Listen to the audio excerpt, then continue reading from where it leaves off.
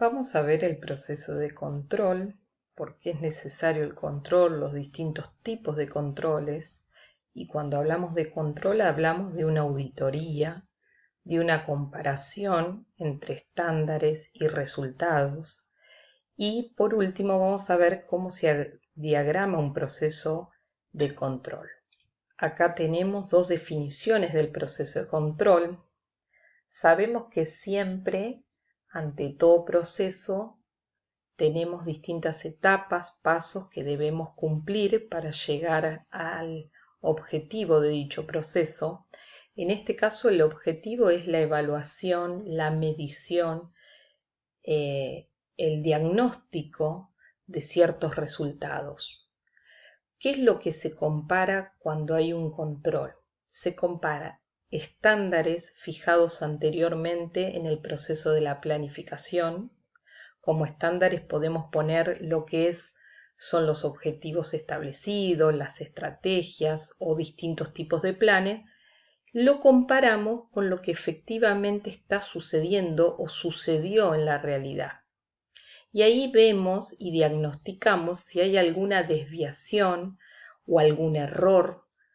Y no siempre que exista una desviación del estándar con la realidad se deben ajustar los estándares fijados anteriormente. Por ejemplo, si damos como ejemplo lo que es la conciliación bancaria, que es un proceso de control, de controlar la cuenta banco que llevo en mi organización, en mi contabilidad, con lo que el banco me dice que tiene de movimientos, vamos a encontrar muchas veces diferencia entre lo que me reporta el banco y lo que yo tengo en mi contabilidad. En este caso, no siempre las diferencias son por errores u omisiones, sino que muchas veces por el transcurso del tiempo esos saldos en algún momento se van a acomodar y se van a igualar. Por ejemplo, si yo hoy en mi organización entrego un cheque a una persona que lo va a cobrar dentro de unos días, en el banco no aparece que esa persona fue a extraer el dinero, pero en mi contabilidad yo ya doy de baja ese dinero. O sea, con este ejemplo quiero decir que si bien hay una desviación, una diferencia entre el saldo que me reporta el banco y el saldo que tengo en mi contabilidad, no voy a hacer ninguna modificación porque en este caso no hubo un error ni una omisión como si pude haber tenido de haber tipiado mal o haber cometido algún error. En forma resumida, podemos decir que el proceso de control tiene tres grandes etapas, tres grandes actividades o pasos. Primero se establecen los estándares, se los establecen en el proceso de planificación. Luego hay que hacer una medición, una comparación de esos estándares. Y por último, si existe una desviación, hay que corregir. Igualmente, como dijimos anteriormente, no siempre la desviación amerita a una corrección. Podemos encontrar diferentes tipos de controles, por ejemplo, los controles a priori o a posteriori, que sería el control de alimentación anticipada o el control de retroalimentación. El control de alimentación anticipada también es conocido como un control preventivo, preliminar, ya que se realiza antes de que se efectúen las actividades, las tareas de dicho proceso. Esto lo que hace es justamente asegurarnos a prevenir ciertas fallas o errores que se pueden ir dando en el transcurso del proceso.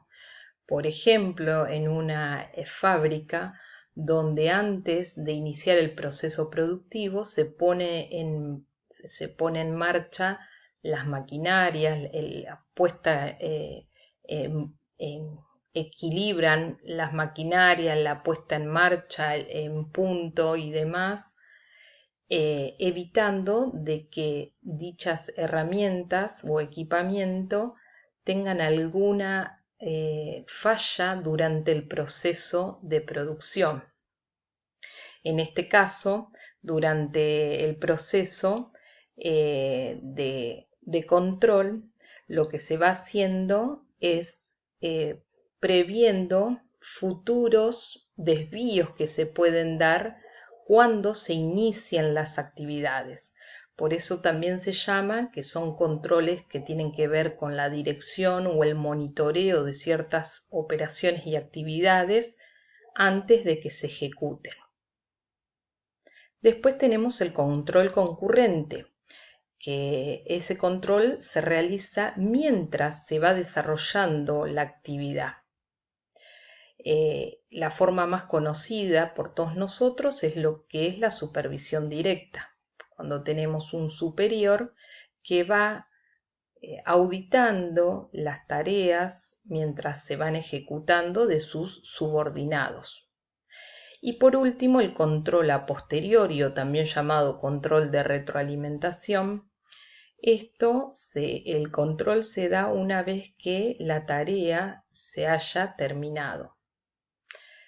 Se concentra más en lo que es la calidad del resultado final y no en lo que sería la entrada y el proceso en sí de dichas tareas. Bueno, y por último, como dijimos anteriormente, los 3 grandes pasos de un proceso de control es establecer estándares, medir su desempeño y luego corregir las desviaciones. Acá tenemos un sistema de control un poquito más complejo, donde partimos siempre de lo planificado, lo que deseamos, lo que proyectamos. Acá fijamos los estándares, los tipos de planes. Luego, esto que prefijamos anteriormente lo vamos a comparar con lo que efectivamente está sucediendo en la realidad. Vamos a medir, a hacer todos los cotejos, las mediciones, vamos a utilizar ciertos parámetros de medición para saber cómo se da la realidad con respecto a lo que nosotros planificamos.